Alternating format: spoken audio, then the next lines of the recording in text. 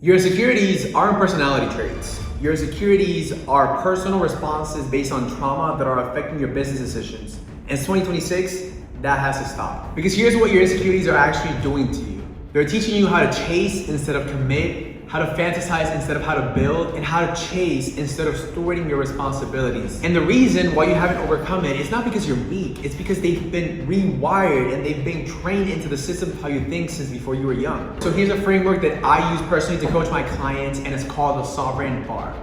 So when you think about a weakness that you have, let's say public speaking is your weakness. What I teach my clients is you're gonna stack a strength that you have on top of that weakness. So say your weakness is public speaking, but your strength is building teams. You're gonna quite literally put a bar on top of that. And you're gonna signal that this is the strength that I have, and here's my weakness. And then what happens is, as you stack more of your strengths and more of your gifts, more of your actual skills on top of the insecurities, these insecurities start going down, they start losing the weight. So let's say another one of your strengths is that you're good at correcting people with humble love. Or let's say that you have a good skill of analyzing data or performance tracking, pattern tracking. Stack those, quite literally build something out, whether it be with plastic, with source of material, build something out that you can tangibly put on top of the weaknesses, write them down and have them visibly somewhere near you, whether that's in your office, in your bedroom, in your desk, but so you can see that the insecurities are over here versus the strengths are over here.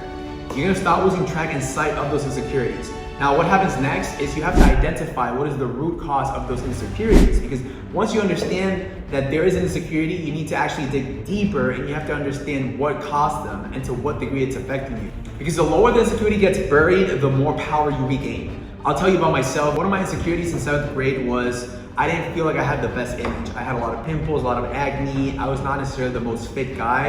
And I just quite literally didn't really want to go outside and go to certain activities, certain times. And when I traced back and I identified the root, it all started because I was doing a sports nutrition presentation at a class, and this colleague, this peer, he told me that I didn't look well, that my face was full of blemishes, and he didn't appreciate the way that I was presenting the conversation because he was just looking at me. So I realized, that's it? That's what I've been giving so much importance to and what's running the pattern? I had to overcome that by understanding that, okay, hold on. If all I do is public speak for the rest of my life, and if this is the criticism, if this is the feedback that I'm getting, I can live with that because that cost does not outweigh the possibility of me actually becoming the person that I want to become, get in the gym, get fit, start learning about skincare, start eating well, because that's gonna take me to places, open doors and opportunities that would have never been open to me. So ask yourself, does the benefit of you engaging in the practice that you're engaging with, that you're currently struggling with, and it's an insecurity, outweigh the cost of what you're receiving by doing that?